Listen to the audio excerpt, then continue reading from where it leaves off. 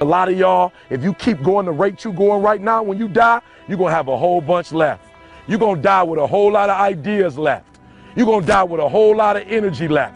But man, when I'm running, there are times when I run and I get to the end of my run, I know I ain't done nothing. Why? Because when I finish, I got too much energy left. I got too much strength left. I'm still breathing normally. I know I hadn't put my all into it.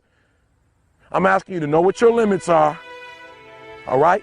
Because you got to be able to measure where you are, because you can't get to where you're going if you don't know where you are. You have to be able to measure where you are. But once you measure it, we got to hit that wall.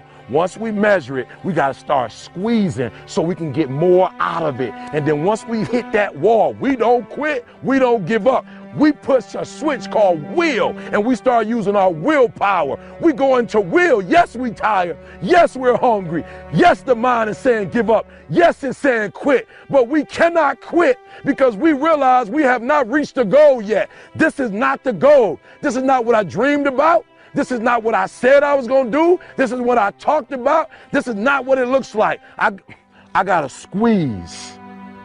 And then once we get past that place, once we get past that 30 minutes, or that 35, or that 40, or that 45, or that 50, and once we get into that hour with our will, we become comfortable with being uncomfortable. We no longer thrive to be in the comfort zone. We no longer place ourselves in positions that make us feel good. We no longer put ourselves in positions that make us comfortable, that gives us that warm, fuzzy feeling. Because listen here, boo, some of what you want, some of what you trying to get ain't in the comfort zone. And so if what you want is not in the comfort zone, you got to come out of the comfort zone to get what you want.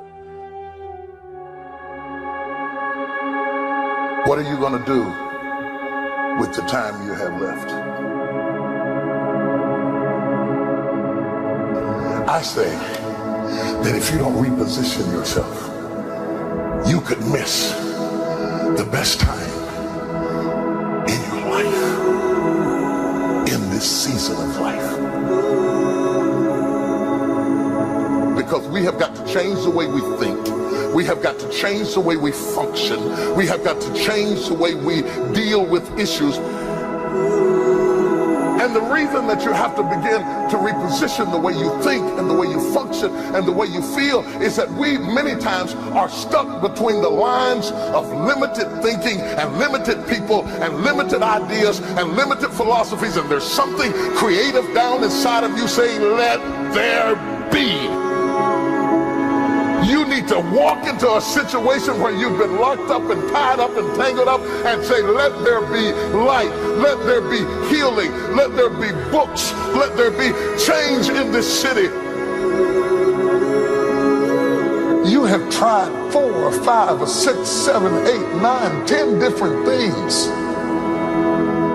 Each you worked on 90 days or so and then said it doesn't work. How can you be a leader with a 90-day test? Of course it didn't work. You didn't stick to it long enough. You didn't fight hard enough. You didn't do what it took to win. And rather than to correct it and get it right, you walked away from it and tried something else. And for the last 10, 15 years of your life, you've been on the run from one thing to the next thing to the next thing, trying to make all this stuff work. Stop it. Stand still. You have to have the courage to live with the pressure and the criticism. New levels bring new devils. You have to be tough. You have to be tough to be able to stand it. It's tough of keeping your kids encouraged while you secretly worried to death yourself. It's tough of getting ready for a birthday and don't have a birthday gift. It's tough of not being able to get the light bill paid and the water bill paid. It's tough. But what do we do with these moments? Do we just have them and go back home and wait for the next one? Almost like junkies getting a fix or smokers smoking a cigarette? Are we just habitually addicted to moments without being able to take that moment and use it strategically to do something in our lives? You do not have to accept it the way it is. Somewhere down inside of you there is creativity. We've got to break out of the barriers and the limitations and get outside of the box. Something is about to happen in your life. You've got to take it one day at a time. And when you get to the end of the day, you say, I'm not finished, but I've done everything that I was supposed to do for that day, for that time, for that season. Your season is shifting. You will be able to do now in a way that you have never been able to do it before. You haven't sung your best song. You haven't preached your best sermon yet. You haven't thought your greatest thought. You haven't written down your greatest idea. You haven't dreamed your best dream. Maybe you haven't laughed your best laugh. You haven't had your greatest day yet. It's somewhere inside of you. You're a miracle looking for a place to happen. You have got all kinds of things locked up inside of you that are about to come forth for such a time as this. The time is right. The stage is set. The conditions are in order. And something awesome is about to happen in your life. Don't let anybody tell you you're too young. Don't let anybody tell you you're too old. Don't let anybody tell you you're fitted. Every day you wake up in the morning, it's a sign the best is yet to come. This is my moment, and I am determined to live it. The mind is the battleground. The fight is in your mind. Are you ready for the next level?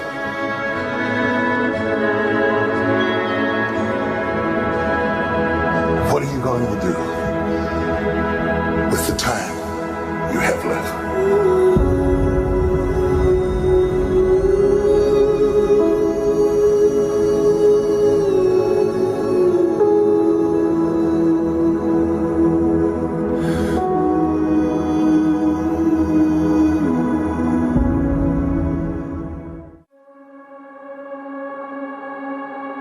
If you live very long at all of your youthful idealism gives way to the harsh realities of life itself. When you were a teenager, you thought you knew everything. But when you got to put everything in practice, you found out it wasn't as easy as you thought it was. Life has a way of making you close your mouth. Life will mute you, shut you down. Because all of us, if you live long enough, will go through a period of feeling so overwhelmed that you think of one more thing. If the phone rings one more time, if I get another text, if I get another email, sometimes I question technology. I appreciate all the advances, but I don't need another way for anybody to be able to access me. I doubt there are very many people in this room that aren't experiencing some degree of being overwhelmed by life itself. There are moments in your life that you feel overwhelmed by life, by people, by your own issues, by your own circumstances, by demands, by struggles, and yes, by temptations. It's not long before you feel overwhelmed. What is hiding in you that you have not seen? What strength are you underutilizing that you're letting that weak thing whip you like that? How long will you live without knowing what you've got? If you know who you are, then you know who you are not.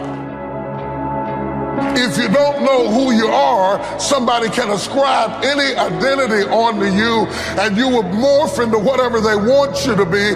And that's what has happened with a whole lot of us. Some of us have been 10 or 12 different people depending upon who we were with, because we don't know who we are. We become whoever they want us to be. And then when they leave us, we are confused because we have no real understanding. We like to think that life comes to us in courses, but it does not. In reality, sometimes you got 10 issues and they all hit you in the same weekend. You may not like what you're going through. You may be stressed and overwhelmed. You may not be comfortable with your situation, but you got what it takes. What do you do when life does not seem fair? How do you deal with it when it is not what you expected? When you find yourself with mighty visions and mighty goals dealing with people of mediocrity. You're gonna make it out of this storm. You will survive this attack. You will get through this stage in your life. I know I'm made of some good stuff.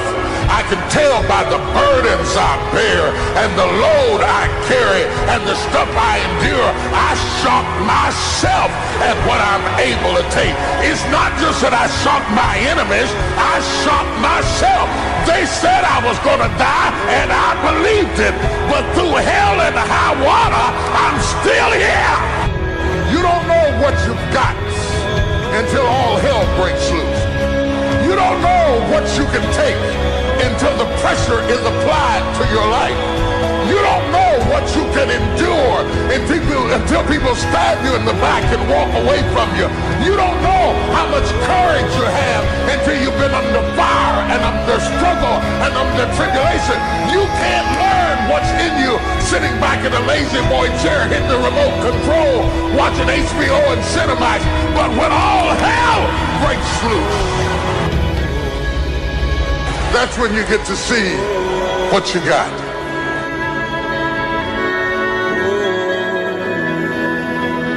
Experience kills off the weaknesses. Your childishness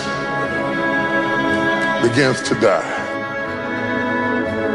Your fear begins to leave. Because what you're going through does not intimidate me. It intimidates you.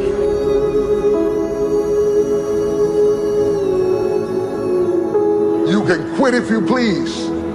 You can even take what you got and give it away to 70 other people. But you got what it takes. Because whatever you gave them came from you. You have what it takes. What are you going to do with the time you have left?